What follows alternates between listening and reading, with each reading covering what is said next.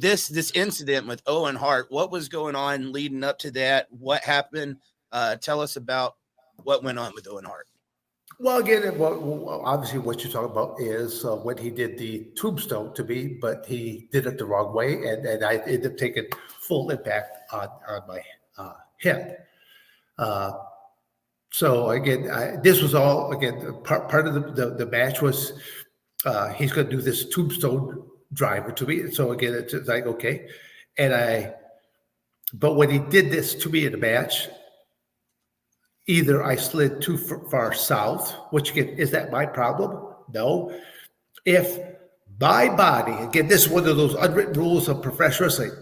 If my body is in your hands, you are responsible for my body. Okay, so that's one of those unwritten rules, but people do screw up. And Owen Hart screwed up. To me, did he screw up deliberately? Did he screw up because he just was unaware?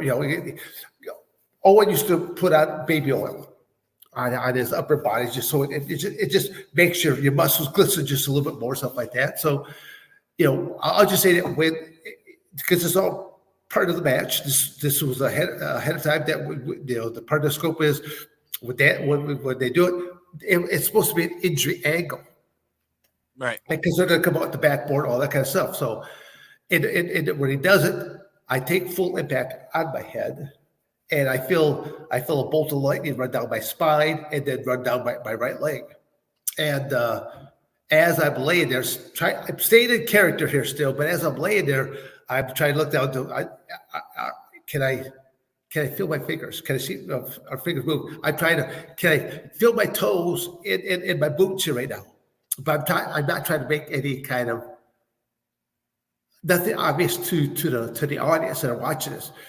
Owen knew that he had screwed up as well. He knelt down and kind of in a whispery type tone, he's like going, "If you're okay, squeeze my hand." He had basically reached out and grabbed my hand. And he's like, "If you're okay, squeeze my hand." I did not squeeze his hand. Now again, because at the time, I don't know if I'm okay. All right. So really quick, just before you go, what type of adrenaline must be going through you at that point in time, and like what's swirling around in your head as you're laying down there not knowing what's going on? No, I'm freaked out right now because I'm like, am I a paraplegic? Am I a quadriplegic? Yeah. That's what's really going through me. It's like, can I feel my fingers? Can I feel my toes? Am I a pair? Am I a quad? Because you people should see over the history of time what has happened to some of these athletes. You look at Stone Cold Steve Austin received the same technique, and he had to have neck surgery in that. It basically kind of ended his career. Other people, like, look what happened to Draws. Again, a professional technique. Takayama was a cage fighter. Again, best known match was between in MMA was him and Don Fry, but Takayama was also a professional wrestler. And Takayama was in a match. He did a very routine move called a sunset flip. If you see this, one of the most basic things they'll teach you. Matter of fact, I haven't seen a sunset flip in so long. I don't know if they do teach it anymore. But it's a very simple move that they do. I even do sunset flips. And it went wrong. And halfway over, the guy actually fall back onto it. It breaks Takayama's neck. So you're thinking at this point in time, you're crippled. I could be done. I could be done. I'm literally. I will live the rest of my life. Somebody trying to feed me through tubes and through my mouth. I might go. Who knows if I'll be able to talk, or if I'll be blinking my eyes, and people will have, and I will be on a catheter and changing my diapers and stuff like this. I mean, there's all kinds of stuff that went through my mind at that point. And then again, that's where.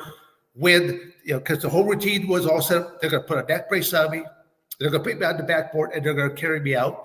And once they got me past the curtain, I just got off the backboard. And that's when Owen Hart came over, and he goes, "Why did you squeeze my hand?" And that's when I grabbed him by the shirt, and I came after him. I go, "Why did you drop me on my?" And that's why I was so pissed, because I dodged a bullet. And that could have been career ending for me at that point in time. And I just was so angry that I just told myself, if I should ever have you in that ring again, I will destroy you for what you failed to do correctly. So again, I just, it's a shame what happened to him in his career. But like I said, it just pointed to that one match and what he did, because it's the Hart legacy. I mean, between what Brett has done, what a phenomenal career, what Owen did as that Blue Blazer, stuff like that. I have that one match that it just things that went wrong. The Harts have, Stu Hart, who started this legacy, Stampede Wrestling, what he created up in Canada. Lots of great professional wrestlers have come out of the dungeon. And again, there was a classic match between Owen Hart, Ken Shamrock, down in the dungeon, and I was a special guest referee of that. So again, I just watched it the other day, and I tell you, one of the most entertaining matches with the three of you in there, because it was very believable. I don't know why they don't do more matches like that. Well, again, it was because it's kind of like, I was almost like, as a referee, I was like disinterested in the whole match, like going, laying down, like, okay, yeah, but I was playing the role. That was my role. Like, I could care less which one of these two guys win the match, because I'm hoping they just kill each other in the match, because I've got no interest in each one, because I'm just portraying that type of character into it. And I thought Well, was there heat with Owen following that incident, or was that something that you was able to patch up? Well, I'll say I carried that heat a little bit, probably longer, only the fact that we never had a chance to do anything more really together after that. So again, my career just kept going on in the busy cycle. It's like, I'm still working for all these other professionals and companies. I'm still working for all these cage fighting type companies. So again, Eric, it's just that my schedule kind of dictated me to where I live it on that planner. What's the next day to go? I'm still alive, because it's kind of ironic. On television, they're shooting a clip with me, and I've got the brace on. I'm like, they're showing these clips, dance over that whole. I move around rather robotic like this, like but then I would show up this coming weekend. I've got a professional show at a different company. So, people are saying, folks, Dan Severn will not be able to perform here tonight because you got hurt, because they're playing off of this injury angle. So I would come out there wearing an athletic, stretchy type of attire, and I'd have the neck brace on. And I'm like, okay, folks, and I go, I do apologize for not being able to perform here tonight. And then all of a sudden, someone's music would hit, and they come out, and they're like, so now you got the heels versus the baby face. I'm the baby face with the hurt neck, and they're starting to berate me, stuff like that, to the point that either one of them attacks me.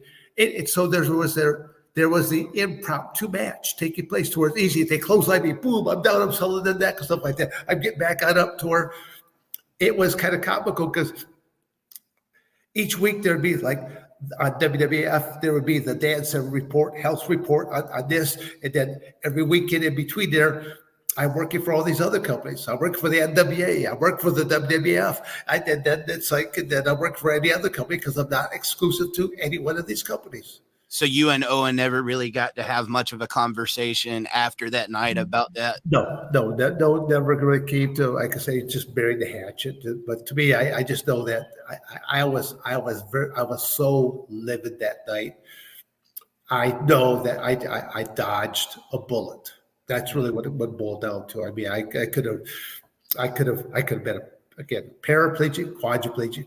I could have been organ, maybe just to a point where I had to have surgery, like what Steve Austin had, what ended his career. It would have ended all my stuff. So where my legacy would have stopped way back then, and I would never have been able to add who knows how many more matches of professional wrestling or submission grappling or mixed martial arts to my career.